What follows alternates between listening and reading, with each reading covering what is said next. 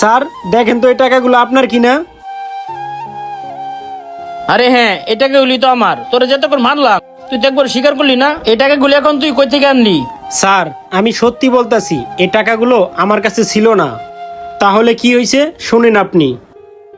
আল্লাহ, আমি তো এই টাকা চুরি করি নাই। এই চুরির অপবাদে যদি আবার চাকরি চলে যায়, আমার বাবারও যদি আবার ডাইকা বলে, তাহলে তো আমার বাবারও মান সম্মান থাকবো না। আল্লাহ তুমি একটা ব্যবস্থা করে দাও। ভাই দেখেন তো এই টাকাগুলো আপনার নাকি? আরে হ্যাঁ, এই টাকাগুলো তো আমার স্যারের টাকা, আর এই টাকাগুলো ওই ভাঙারির বস্তাতে ছিল। জি ভাই আমি জানি এই টাকাগুলো আপনাদেরই, তাই তো আপনাদেরকে আবার ফেরত দিতে আসলাম।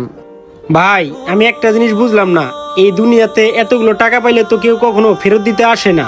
তা আপনি এতগুলো টাকা পেয়ে কেন হঠাৎ ফেরত দিতে আসলেন? ভাই পারলে তো আপনি এই টাকাগুলো খরচ করতে পারতেন। ভাই শোনেন, আমি 5 ওয়াক্ত নামাজ পড়ি, আর তখন এতগুলো টাকা ভাঙারি বস্তার ভিতর দেখে লোভ সামলাতে পারিনি। আর তাছাড়া ভাই এই টাকাগুলো নিয়ে যখন আমি খরচা করতে গেলাম, তখন নিজের বিবেকের কাছে বাধা খেলাম। এই টাকাগুলো তো আমার না, এই টাকাগুলো আমি কেন খরচা করব? আর ভাই আপনি তো বললেন পারলে আমি এই টাকাগুলো মেরে দিতে পারতাম।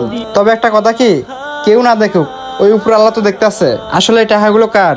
তার জন্য ভাই আমি আবার এই টাকাগুলো আপনাকে ফেরত দিতে আসলাম, কারণ ওই উপর আল্লাহকে অনেক ভয় পাই ভাই আমি। ভাই আমি যে আপনাকে